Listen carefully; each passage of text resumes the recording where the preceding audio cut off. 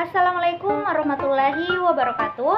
Perkenalkan, kami dari kelompok 15 dengan judul materi naturalisme dan supernaturalisme. Anggota kelompok kami yaitu ada Ferdiandi dan saya sendiri Nur Faika. Baik, langsung saja saya akan membacakan materi pendahuluan. Di bagian pendahuluan ini kita mulai dari pandangan umum bahwa agama dan ilmu pengetahuan sering dianggap tidak bertentangan karena memiliki bidang yang berbeda. Namun, menurut Albert Noah Whitehead, pandangan ini kurang tepat. Kenapa? Karena manusia modern sekarang berpikir secara ilmiah dan cara berpikir ini memengaruhi hampir semua aspek kehidupan termasuk agama. Sains sendiri bukan kumpulan doktrin tetap, tapi cara menyelidiki dunia. Karena dunia satu, maka pemikiran agama dan pengetahuan ilmiah sebenarnya harus saling menyesuaikan. Jadi, perdamaian antara agama dan sains tidak cukup hanya dengan memisahkan wilayahnya, tapi harus ada kesatuan antara cara pandang hidup.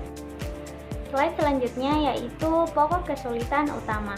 Nah, masalah utama sebenarnya bukan soal kisah penciptaan atau geologi, tapi lebih dalam dari itu, yaitu perbedaan antara dua pandangan besar, yaitu naturalisme dan supernaturalisme.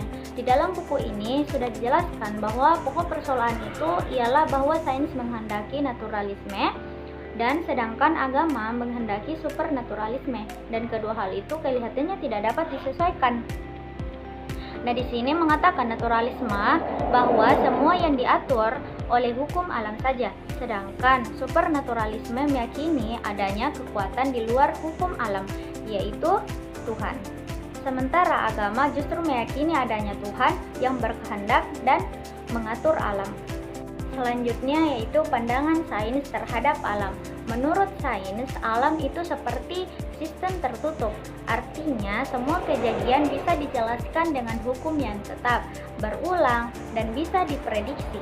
Alam dianggap secara otomatis seperti mesin, tapi tanpa tujuan khusus. Contohnya, hukum fisika berlaku di mana saja dan kapan saja, tidak berubah. Jadi, dalam pandangan ini tidak ada ruang untuk hal-hal di luar hukum alam. Selanjutnya yaitu pandangan agama terhadap alam. Berbeda dengan sains, agama melihat alam ini sebagai ciptaan Tuhan. Artinya, alam ini tidak berjalan sendiri, tapi berada dalam kehendak Tuhan dan memiliki tujuan. Agama juga mengakui adanya campur tangan Tuhan, seperti mukjizat dan doa. Jadi, hukum alam bukan sesuatu yang berdiri sendiri, tapi bagian dari cara Tuhan mengatur dunia. Slide selanjutnya saya serahkan kepada Ferdiandi untuk membacakan materi selanjutnya. Ya, saya akan menjelaskan atau melanjutkan materi yang telah dibahas oleh teman saya yaitu Saudari Faika mengenai masalah naturalisme dan supernaturalisme. Nah, saya akan menjelaskan di sini masalah mukjizat dan doa. Nah, di sini muncul perbedaan pandangan yang paling terasa itu mengenai kesulitan terbesarnya, yaitu tentang mukjizat dan doa ini. Yang pertama itu tentang mukjizat. Bagi sains, mukjizat itu mustahil karena melanggar hukum alam. Tapi bagi agama itu mukjizat itu nyata dan menjadi bukti kekuasaan Tuhan. Sedangkan tentang doa itu, bagi sains, doa tidak mengubah jalannya alam karena alam sudah terikat dengan hukum tetap. Tapi bagi agama, doa itu adalah sarana meminta pertolongan dan mampu mengubah keadaan serta cara untuk berhubungan dengan Tuhan itu sendiri. Nah, Tuhan itu sendiri. Masalahnya intinya di situ, bagaimana kita menyatukan pandangan bahwa alam itu teratur, tapi tetap ada ruang bagi kehendak dan tindakan Tuhan. Nah, jawabannya itu yang pertama itu tentang mukjizat.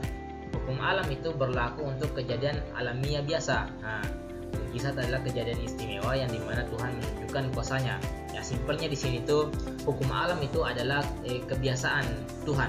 Nah, itu adalah hukum alam, kebiasaan Tuhan.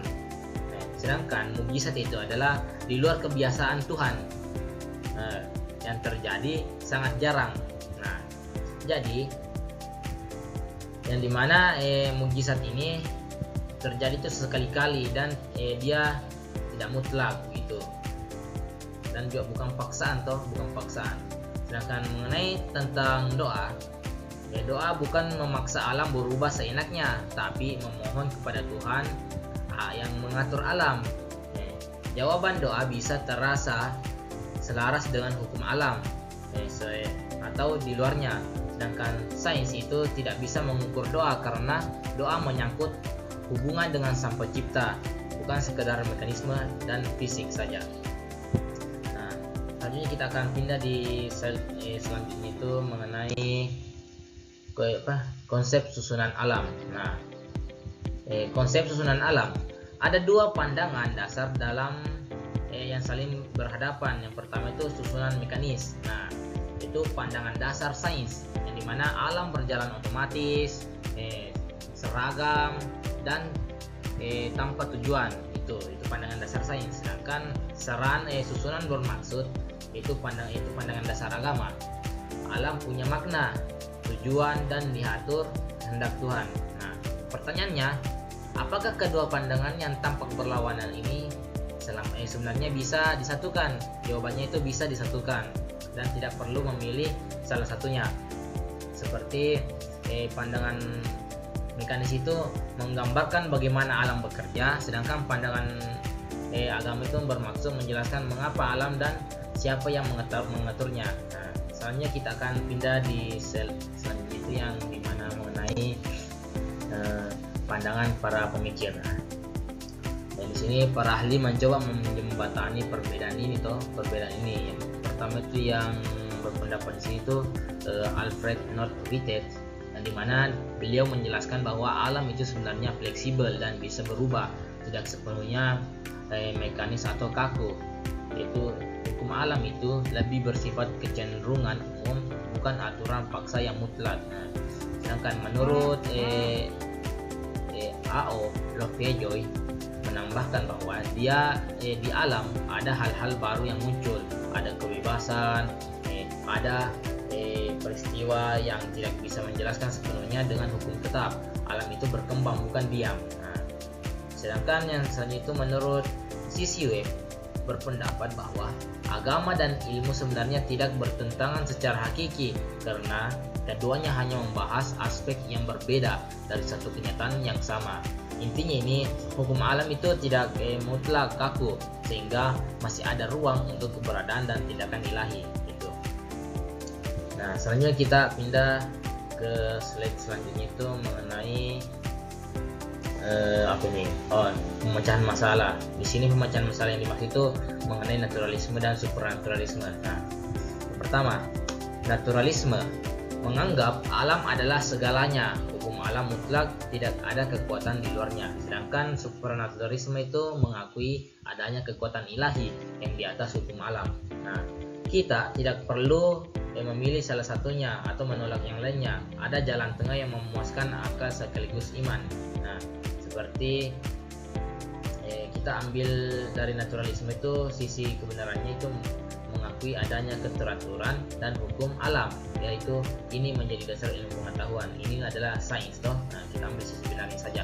Sedangkan dalam supernaturalisme kita mengakui adanya Tuhan yang berkuasa dan mengatur di balik hukum alam itu. Nah, kesimpulannya itu kita bisa meyakini keduanya sekaligus.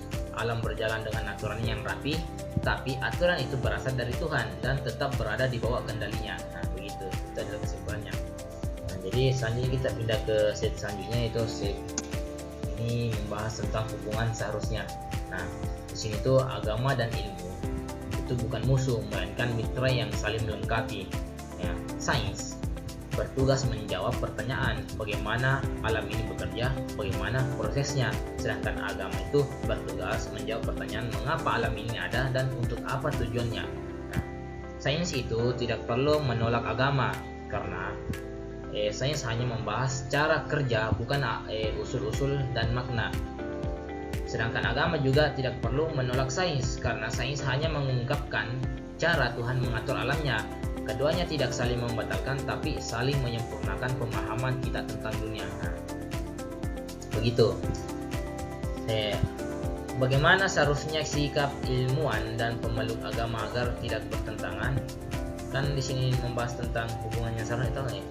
Jadi bagaimana seharusnya sikap ilmuwan yaitu peneliti dan para agamawan? Nah, jawabannya itu bagi ilmuwan saat meneliti kita gunakan asumsi keteraturan alam.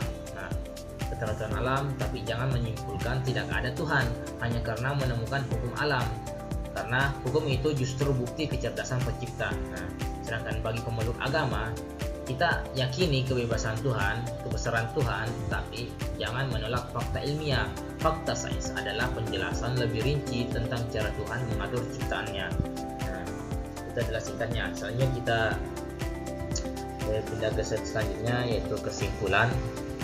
Nah, pertentangan antara agama dan ilmu sebenarnya hanya karena pemahaman kita yang sempit terhadap keduanya.